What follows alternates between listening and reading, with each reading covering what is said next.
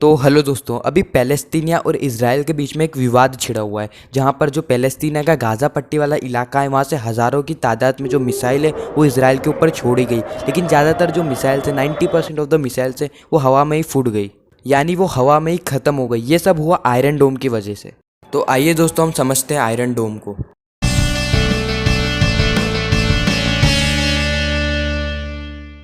Iron डोम एक Israel का air defence system है जो कि इजराइल को बाहर से आने वाले जितने भी रॉकेट, ड्रोन और मिसाइल्स है उनसे प्रोटेक्ट करके रखता है।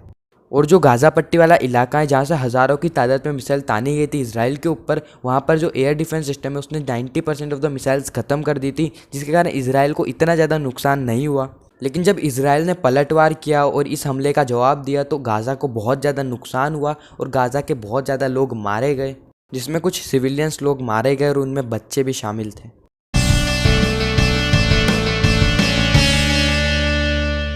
आयरन डोम 3 टाइप में डिवाइडेड है। जब भी गाज़ा से कोई भी मिसाइल से हमला किया जाता है तो सबसे पहली यूनिट यानी जो रेडार डिटेक्टिंग यूनिट है वो उस रॉकेट की डायरेक्शन और स्पीड को डिटेक्ट कर लेती है और फिर उसको बीएमसी को दे देती है, यानी कंट्रोल सेंटर को दे देती है।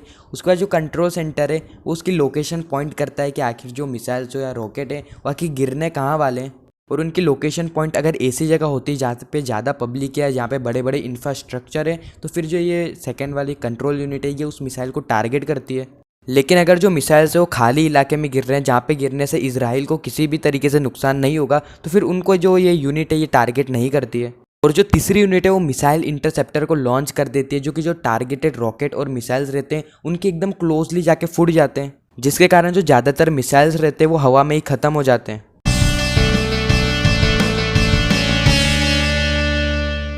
आयरन डोम को बनाने का सबसे मेन कारण है हमास ग्रुप, क्योंकि हमास ग्रुप को इजराइल में आतंकवादी संगठन माना जाता है। और जो हमास ग्रुप है उसको इजराइल पसंद नहीं है और वो ये चाहते हैं कि यहूदी लोगों का कोई देश बने ही नहीं।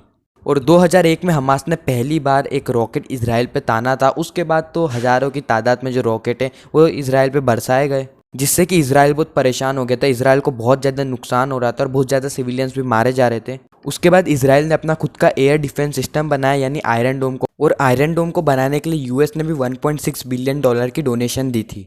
और आप ये क्लिप्स देख सकते हैं यहाँ पर जो आयरन डोम है इसने गाज़ा पट्टी से आने वाले मिसाइल्स और रॉकेट को हवा में ही ख़त्म कर दिया।